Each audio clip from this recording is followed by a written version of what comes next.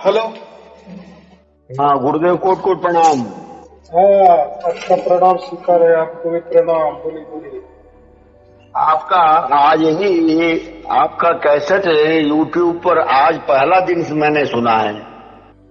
बाप रे। और ऐसा लगा मुझे कि साहेब आपके हृदयासन पर आकर बैठ गए हैं और आपके मुख से वाणी निकल रही है जो। पर मुझे आपकी कृपा, आपका प्रेम, आपका आशीर्वाद चाहिए। आपने कितने प्रवचन सुने? हम आज ही सुने हैं 3 को, पहला दिन था आज। तो अभी तो बहुत सारे प्रवचन है, 500-600 प्रवचन है। हाँ, सुनेंगे हम, आपका सब सुनेंगे। हाँ, तो आपका व्हाट्सएप नंबर होगा ना, तो उसमें मैं हाँ, व्हाट्सएप नंबर है गुरु जी हमारा, यही व्हाट्सएप नंबर है। हाँ, तो फिर चिंता मत करो, आपको रोजाना वाले आ जाएंगे, वो पूरे सुनो, समझ लो। और हमारे यहाँ कैसा है, पहले जानो फिर मानो। माने कैसा है, पहले परमात्मा को प्राप्त कर लो, बाद में फिर आपको क्या राह है, या उस पर कोई संशय है आपका, या इसके बारे में और धर्म है, पंथ है, गुरुगद्दिया है, आध्यात्मिक संस्था है, ये क्या कहती है, उसके पूरा जांच करो। फिर मुझे फिर सवाल करना कि ये तो मुझे ऐसा लग रहा है, या बराबर लग रहा है, या गलत लग रहा है, वगैरह वगैरह। इसको कहते हैं हम पहले जानो फिर मानो, बराबर। इसके पहले कैसा होता है, ऐसा नहीं होता ना। पहले हमारे पास आ जाओ, हमको गुरु धारण करो, हमारा गड्ढा थोड़ा पहन लो, हमारी पूजा आरती करो, हमारे बंधन में रहो, आते जाते रहो, तन मन धन देते चलो, फिर देखेंगे परमात्मा आपको कैसा मिलता है नहीं मिलता है, वो बात वाली बात है, बराबर। लेकिन यहाँ हमारा उल्टा है। मुझे आप फोन भी मत करो, कुछ भी मत करो, बस प्रवचन सुनते चलो। जैसे जैसे सुनेंगे वैसे वैसे परमात्मा आपके अंदर प्रकट होगा, और उसके साक्षी आप खुद होंगे, बराबर। उसके लिए कहीं मेरे पास आने की जरूरत नहीं, या मुझे आपके पास बुलाने की जरूरत नहीं, ना कहीं आना, ना कहीं जाना, ना कहीं खर्चा। हाँ, तो ये बहुत महत्वपूर्ण बात है, बराबर। तो ऐसा समझो कि अभी पहला कैसा होता है कि परमात्मा पाने के लिए कोई गुरु बनाना पड़ता है, कोई मंत्र देता है, कोई साधना बताता है, कोई बंधने ला देता है, बराबर, कोई गुरु दक्षिणा ले लेता है, ये बातें होती थी। लेकिन अभी क्या हो गया कि कबीर साहब ने बिसम पिसा में कहा कि मैं ये परमात्मा का राज खोल दूंगा, यानी परमात्मा प्रकट ही कर दूंगा, प्रकट पाने और सबके लिए, सबके लिए खुला कर रहे, खुला कर दिए। ऐसे लाखों करोड़ों लोगों को ये मिल गया, उनके अंदर प्रकट हो गया। तो आप भी मनुष्य हो, आप भी अभी ये सुनना शुरू किए, तो आपके अंदर ही प्रकट हो। बात ऐसी है, अभी आपने एक प्रवचन सुन लिए और आपने भावना विवश मुझे कबीर जी भी कहने लगे, तो ऐसा नहीं कहना। देखो, अब 500-600 वीडियो है, बराबर। पहले उसकी जांच करो, क्या सत्य है क्या असत है। हम क्या कर देते हैं, कोई हमें वस्तु पसंद आ गई, बस हम बह जाते हैं, ऐसा नहीं करना, क्योंकि ये आध्यात्म है और ये बात परमात्मा की है। मेरे पास शुद्धतम परमात्मा का ज्ञान है, नहीं कोई धर्म का, न कोई पंथ का, न कोई साक्ष्य मेरे प्रवचन में आपको मिलेंगे, ना कोई श्लोक मिलेंगे, ना कोई गुरुगद्दी परंपरा है, ना कोई। तो बात यह है कि ना कोई मंत्र देता हूँ, ना कोई तंत्र बताता हूँ, ना कोई विधि बताता हूँ, ना कोई बंधने लगाता हूँ, कुछ नहीं। देखो, परमात्मा सबसे पहले था ना, बाद में धर्म हुए, पंथ हुए, गुरुगद्दिया बनी, बराबर कि नहीं? हाँ जी। हाँ, तो यहाँ पहले जो सर्वोत्तम सर्वोच्च जो पहला परमात्मा है, वही हमको प्राप्त करना है, बराबर। तो इसलिए यहाँ कोई धर्म की बात नहीं, कोई पंथ की बात नहीं है, यहाँ डायरेक्ट परमात्मा की बात है, और उसके लिए कुछ करना नहीं पड़ता, जो भी करेगा परमात्मा करेगा। अभी आपको ये उल्टा लगेगा, ऐसा कैसा नहीं, बहुत अच्छी, एकदम सीधा लग रहा है गुरु जी, आपके एक एक शब्द सीधे लग रहे हैं। हाँ, तो बात ऐसी है, देखो ये घोर कलयुग है। घोर कलयुग में जब वो कहते हैं ना कि कलयुग का अंत आ जाता है, तो परमात्मा को प्रकट होना पड़ता है, क्योंकि उसको मालूम है मेरे बच्चे क्या कुछ कम ज्यादा ना हो, तो वो उसे ऐसा समझो एकदम हल्के से उठा लेता है, बराबर। वो उसकी जिम्मेदारी होती है ना। हाँ जी। ऐसा समझो कि ये पानी में जहाज है, अभी उसको होल गिर गया है, छिद्र गिर आया हो गया है, अभी पानी भरने लगा है, तो फिर जो भी जहाज में लोग है कैसा क्या होगा, वो तो डूबना ही है ना। डूबना ही है। हो सकता है 1 दिन में डूबेगा, हो सकता है 4 दिन में डूबेगा। वैसे ही अभी ये घोर कलयुग है और ये डूबना शुरुआत हो गई है। सब लोग डुबा रहे हैं गुरुजी।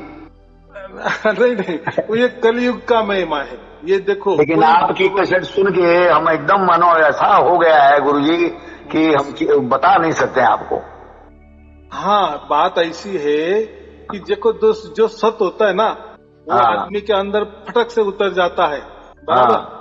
और जो सत्य नहीं होता तो उसके बारे में बहुत सारे संशय आने लगते हैं। नहीं, कोई संशय नहीं। हाँ, अभी ये सत्य क्यों है, तो ये परमात्मा की ओर से जो भी हो रहा है परमात्मा की ओर से हो रहा है, और सबको हो रहा है, सबको हो रहा है। हाँ, लेकिन किसको, जो पुकारता है या जिसकी इच्छा है, जिसकी मनोकामना है कि मुझे प्राप्त होना ही होना है परमात्मा, तो उसकी इच्छा से यानी उसकी पुकार से परमात्मा बराबर आता है, उसकी ओर से आता है, ना कि हमारी ओर से। हमारी ओर से तो हमने तो बहुत कुछ किए, उसके लिए तो धर्म निकाले, पंथ निकाले, गुरुगतियां चल रही है, बड़ी बड़ी संस्था है, बड़े बड़े विचार है, 4 वेद है, 7 शास्त्र है, 18 पुराणे है, 1 उपनिषद है, नए नए रिसर्च चालू है, नए नए श्वासों पे साधना चालू है, जाप चल रहा है, अजपा चल रहा है, अनंत धुनें चल रही है, ना जाने हजारों लाखों प्रकार के विधान चालू है, जानकारी पे जानकारी लोग बांट रहे हैं, फोकट में बांट रहे हैं, बराबर। लेकिन लेकिन लेकिन उससे क्या मिला? कुछ नहीं।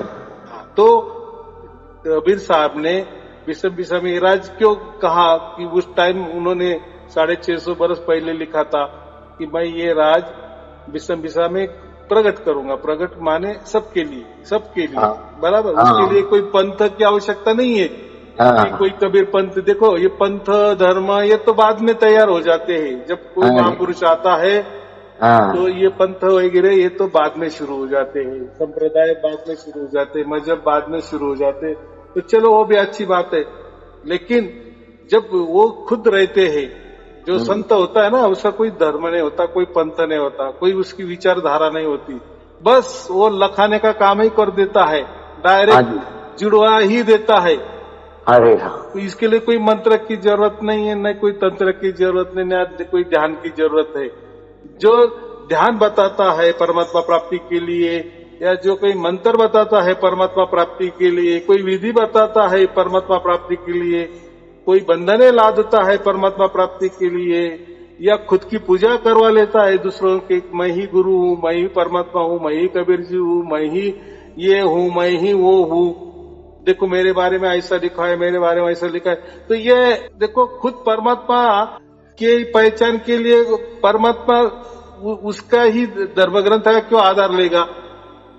धर्म ग्रंथ तो बाद में तैयार हो गए ना। लेकिन देखो ये कलयुग के परमात्मा जो तो कहते हैं ना कि मैं ही परमात्मा हूँ, तो वो परमात्मा खुद परमात्मा है, इसके लिए किसके दाखले उठाते हैं? धर्म ग्रंथ के दाखले उठाते हैं ना।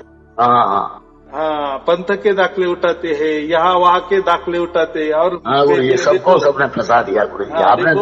देखो कि मैं परमात्मा हूँ। देखो अभी स्वयं परमात्मा को उसकी पहचान देनी पड़ रही है, इसको तो हम कहते हैं। सही बात है, बहुत विलक्षण आपने एकदम सार निकाल दिया आपने। नहीं, फिर घोर कलयुग किसको कहते हैं? यानी जो परमात्मा निर्गुण निराकार के परे है। देखो लोग बोलते भी है, सभी बोलते हैं कि हाँ हमें मालूम है परमात्मा अंदर है, बाहर है, यहाँ है, वहाँ है, कन कन में है।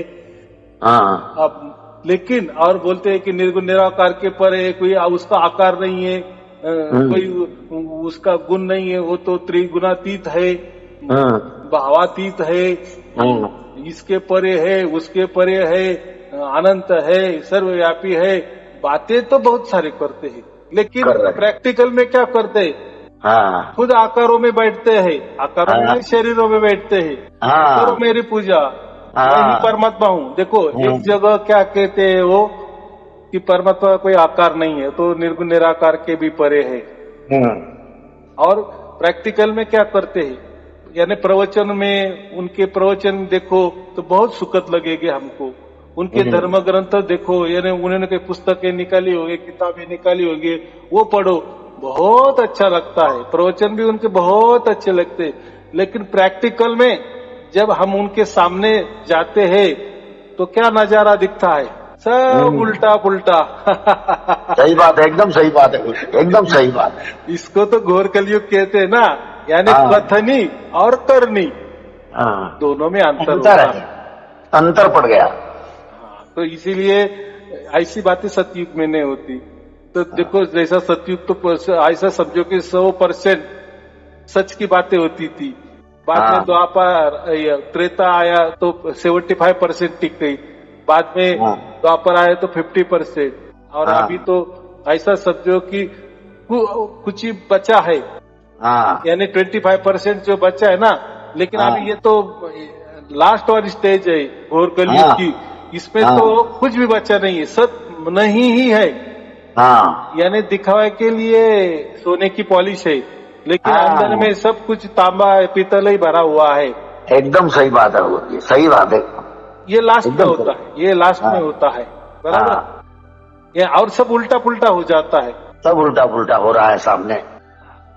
तो मैं उसी के लिए कहता हूँ ना, कोई अपने बेटी जैसी नहीं मानने को तैयार होता है ना, अपने माँ जैसी मानने को तैयार होता है।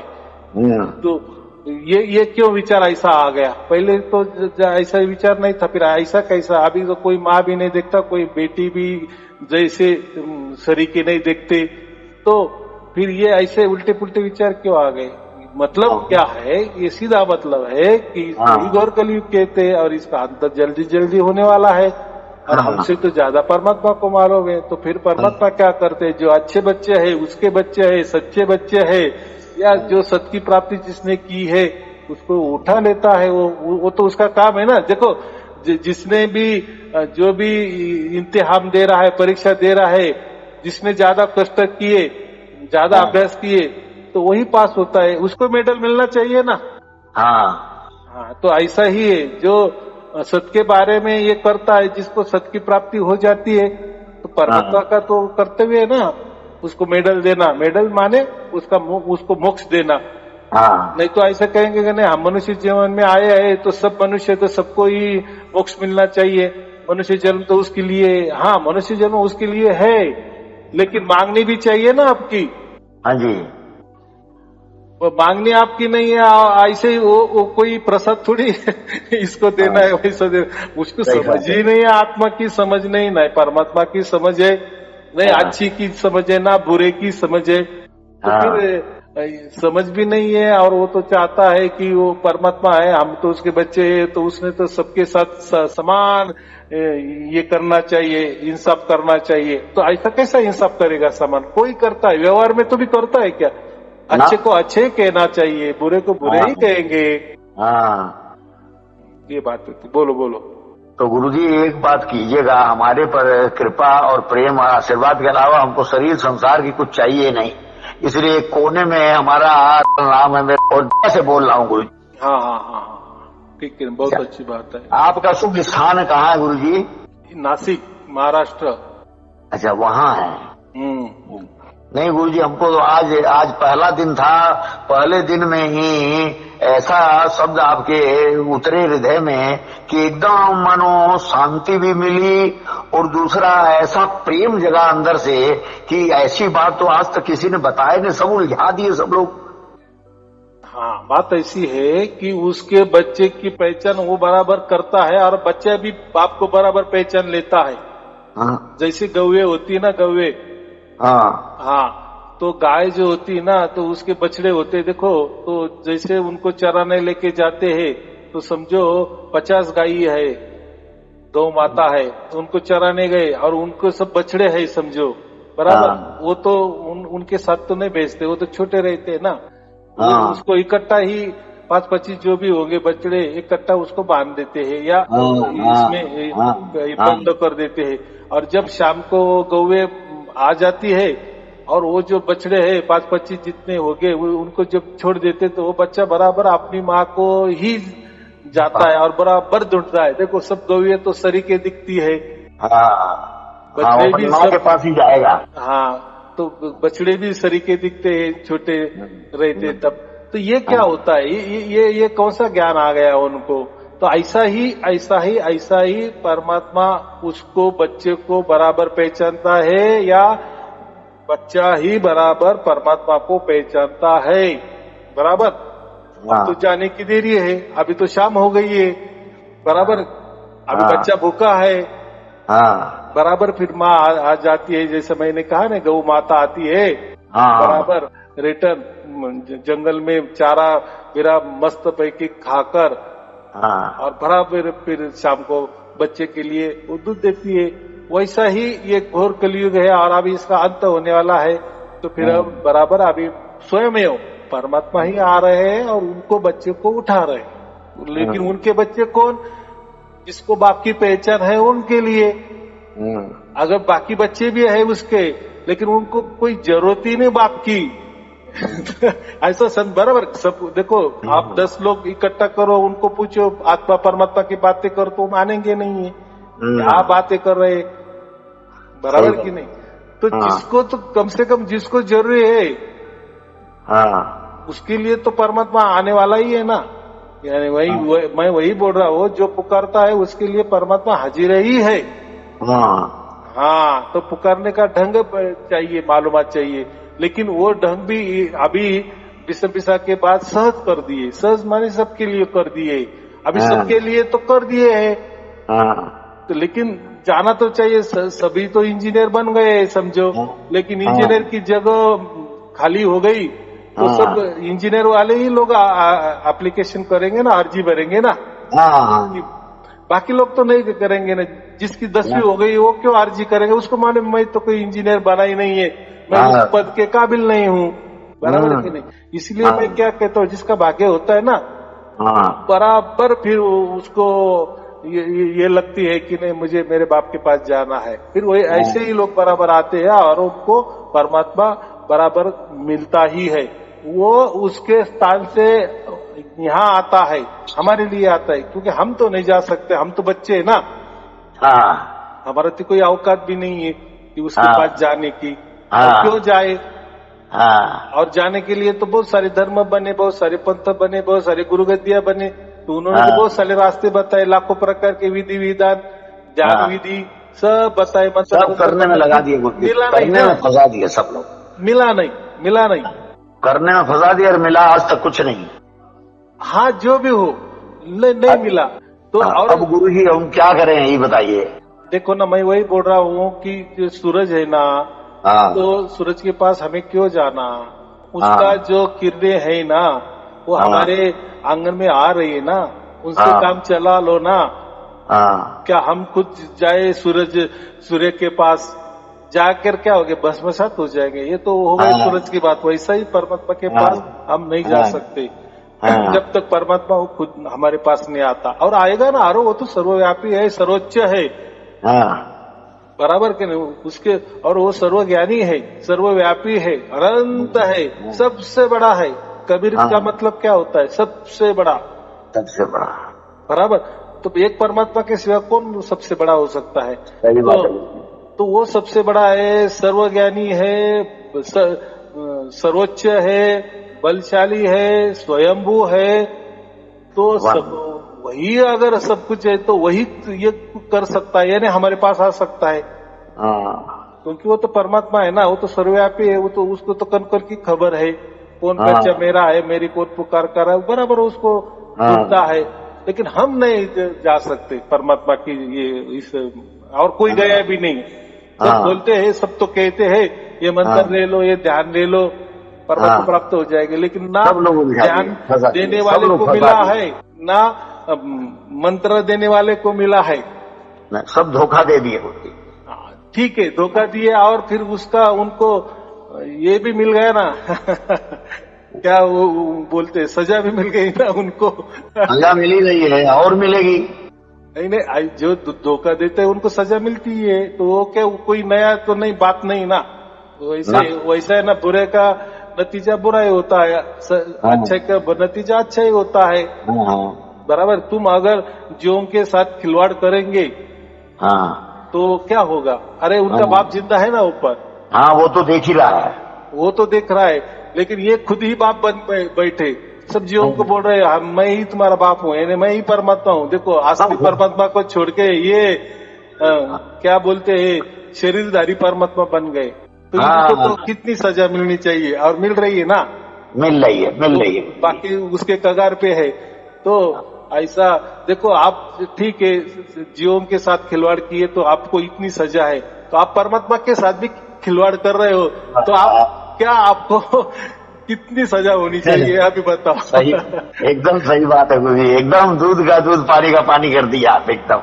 प्रकृति में भी उतनी सजा नहीं होगी। तो चलो लोग दल्लड़े से कर रहे हैं ना, परमात्मा बन रहे, कोई कबीर जी बन रहे, कौन क्या बन रहे, कौन क्या बन रहे। तो ऐसा नहीं है, ऐसा नहीं। आज तो मुझको ऐसा लग रहा है कि हम तो सारे बंधनों को तोड़ के हैं, और आप हमको बस रास्ता बता दीजिए कि हम करें क्या। अभी कुछ करना नहीं है, बस आपका व्हाट्सएप पे मैं लिंक भेज देता हूँ। मेरे प्रवचन जो है ना वो सुनने शुरू करो। हो सकता है आपके 1-2 प्रवचन में भी परमात्मा आपके अंदर प्रकट हो जाएगा, हो सकता है 10 प्रवचन में, हो सकता है 50 प्रवचन में, लेकिन आपके साथ भी वही इंसाफ होगा, 100% होगा। वो परमात्मा का काम है, बराबर जी। तो आपके अंदर ही वो प्रकट हो जाएगा, और उसके साक्षी आप होंगे ना। और जो भी मुझे फोन पर बोलते हैं ना, उनको प्राप्त हुआ, इसीलिए वो ऑनलाइन पे बोल रहे, कबूली दे रहे, सर्टिफिकेट दे रहे, हाँ आपके प्रवचन हमने सुने और हमको प्राप्त हुआ। देखो वाह गुरु जी वाह। और वो तो ऑनलाइन बोल रहे हैं ना, उनके फोन से बोल रहे हैं, उनके फोन के नंबर से बोल रहे हैं, कानूनी तौर के बोल रहे हैं, सबूत दे रहे, प्रूफ दे रहे। और ये जो जा रहा है, ये तो लाखों करोड़ों लोगों के साथ जा रहा है, और ये अविरत अनंत काल के लिए रहने वाला है। जब उनके साथ घटना घटी, इसलिए बोल रहे हैं ना। कितने लोग झूठ बोलेंगे, समझो एक टाइम पास के लिए। ऐसा कोई परमात्मा के यहाँ खिलवाड़ करता है कि उनको प्राप्त हुआ, उनके अंदर प्रकट हुआ, तो बोलते ये प्रकट हो गया तो हो गया, उसमें क्या है, बराबर की नहीं। कोई झूठ नहीं बोलता, कोई झूठ नहीं बोलता, कोई ये करते नहीं। बाकी तो कोई तो बोलते भी नहीं है। कोई ऐसे लोग भी, देखो अगर उनके पास भी ऐसा कुछ ज्ञान होता, अगर सचमुच में उनके प्रवचन द्वारा परमात्मा प्रकट हो जाते, तो फिर वो भी लोग खड़े कर देते। मैंने अभी हजारों लोग खड़े कर दिए, तो उन्होंने वो लाखों लोग खड़े कर देते, बराबर की। लेकिन आज तक 2 बरस हो गए, एक भी आदमी उनका ऐसा कहा नहीं कि मुझे ऐसा घटित हो गया। क्यों फिर ये क्यों हो रहा है? देखो इसीलिए मैं क्या, सत्य तो सत्य होता है, और ये जो हम बातें कर रहे हैं, ये डंके की चोट पे कर रहे हैं। इसमें कोई डरने की, देखो स्वयं परमात्मा भी क्या है, वो किसी से डरता भी नहीं, किसी को डराता भी नहीं है।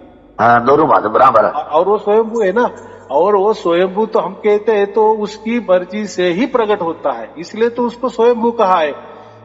अगर हमारे मंत्र से वो प्रकट हो जाए तो फिर वो स्वयंभू कैसा?